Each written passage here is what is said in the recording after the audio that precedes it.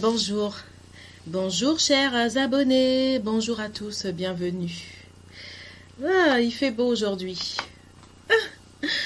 Je vais vous parler, aujourd'hui je vais vous parler du romantisme. Je vais vous parler du romantisme parce que vous savez qu'en ce moment, nous sommes en plein dans le romantisme des plages de Côte d'Ivoire. Nous sommes en plein dans le romantisme africain, avec les plages de Côte d'Ivoire. Oui, avec les plages de Côte d'Ivoire, le paysage ivoirien est un paysage très romantique. En partant des côtes, des côtes lagunaires, les côtes sur la plage là. Et puis après, quand vous allez plus loin, au niveau des forêts, des savanes, si vous passez même par Mans aussi, vous avez les montagnes romantiques. Donc la Côte d'Ivoire est un pays d'Afrique romantique. Oui, le romantisme, ça existe en Afrique. Ça existe en Afrique. Nous avons même le Titanic. Pas la même version, mais nous avons la version Titanic romantique également à Abidjan. Donc, pour les personnes qui croient que le romantisme, c'est une affaire de blanc, que le romantisme, ça existe seulement qu'en Europe, non, ce n'est pas vrai. Le romantisme, ça n'existe pas seulement en Europe. Le romantisme, ça existe en Afrique. Vous savez qu'en Afrique, là, il y a des hommes, là, il y a même des hommes qui tentent des suicides à cause de femmes. En Côte d'Ivoire, là, il y a des hommes qui tentent des suicides à cause de femmes et il y a des femmes aussi qui tentent suicide à cause des hommes. Donc le romantisme, là, c'est pas seulement en Europe. Le romantisme, là, ça existe en Afrique. Mais par contre, franchement, un conseil, si vous avez des problèmes sentimentaux, réglez ça. Réglez ça avec la personne. Voilà. Mais franchement, n'allez pas vous suicider. Ça, c'est un conseil que je vous donne. Parce que, par respect quand même pour vos parents, par respect pour votre famille, par pitié. Pour l'amour de Dieu, non. Le suicide, là, c'est pas la solution. Le suicide dans la vie, c'est pas la solution. Dans la vie, la solution vraiment, dans la vie, là, la solution, là, c'est vraiment de faire face à la réalité. De faire face à la réalité, de trouver une solution avec la personne que tu aimes, de trouver une solution, je sais pas, de t'arranger avec la personne que tu aimes. Mais pardon, suicide yako. Alors aujourd'hui, je vais vous parler d'un monsieur, courageux, parce que vous savez que cette année 2022, l'année 2022 qui arrive bientôt, ça va être l'année des hommes courageux. 2022 là. Ça va être une année dédiée aux hommes courageux. Oui, 2022, ça va être l'année des hommes courageux. Vous savez que s'il y a des hommes qui admirent les femmes courageuses, ça se passe dans les deux sens. S'il y a des hommes qui admirent les femmes courageuses, il y a aussi des femmes dans le monde qui admirent les hommes courageux. Parce que nous, les femmes, aujourd'hui, comme je vous dis, nous sommes émancipées. Nous avons besoin de nous émanciper parce que la vie est dure.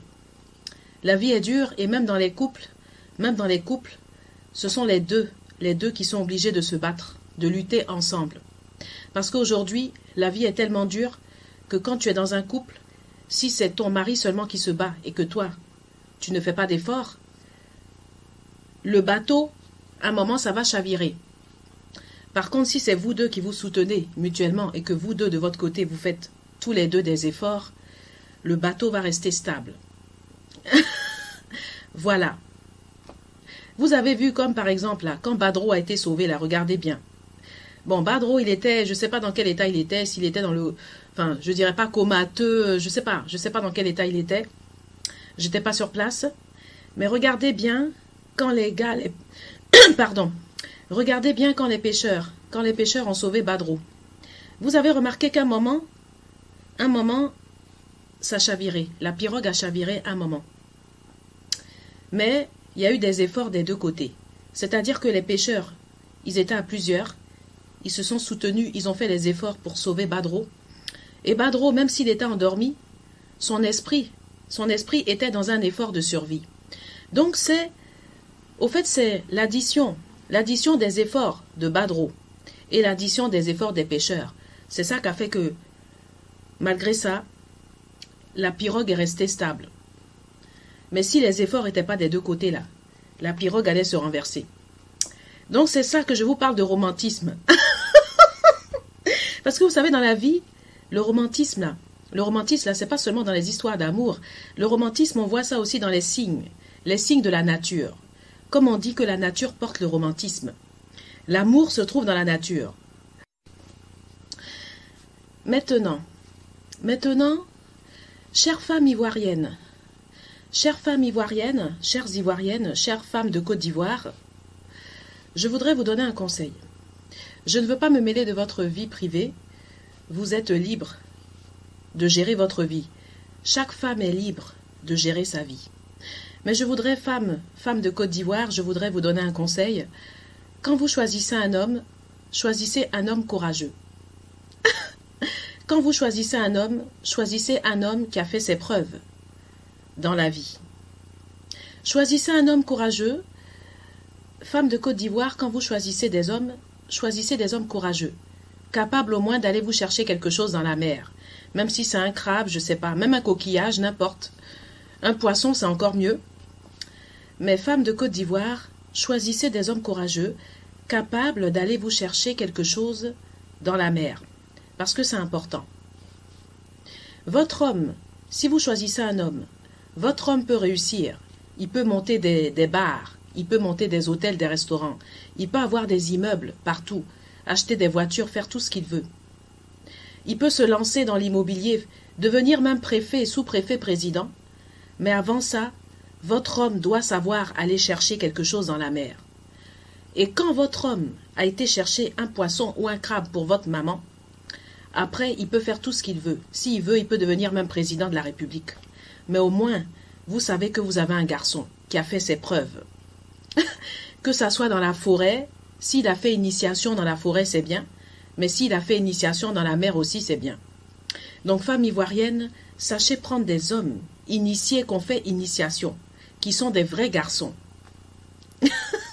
Ça, c'est un conseil que je vous donne. Parce que, comme je vous ai dit, le costard, c'est bien. La chaussure cirée, c'est bien joli. Mais costard, là, on mange pas. Chaussure cirée, on mange pas. Imaginez qu'un jour, tous les magasins d'Abidjan sont fermés. Imaginez que tous les ports d'Abidjan sont fermés. Imaginez qu'il n'y a plus rien. Tout est fermé. Et vous invitez vos parents. Vous n'avez plus rien. Vous allez préparer quoi? Au moins votre homme là, il peut au moins aller vous chercher quelque chose dans la mer. Parce que il sait, il connaît la mer. C'est ça on appelle garçon. Et quand vos beaux-parents vont venir là, ou quand vos parents vont venir là, c'est pas costard, c'est pas chaussure. C'est pas chaussure qu'ils vont manger, c'est pas costard. Femme ivoirienne, femme de Côte d'Ivoire, votre homme peut devenir président de la République, il n'y a pas de problème. Votre homme peut se présenter aux prochaines élections présidentielles, il n'y a pas de problème, mais avant, il doit pouvoir aller vous chercher quelque chose dans la mer, et après, s'il veut, il peut devenir préfet, ministre, président. Il n'y a pas de problème.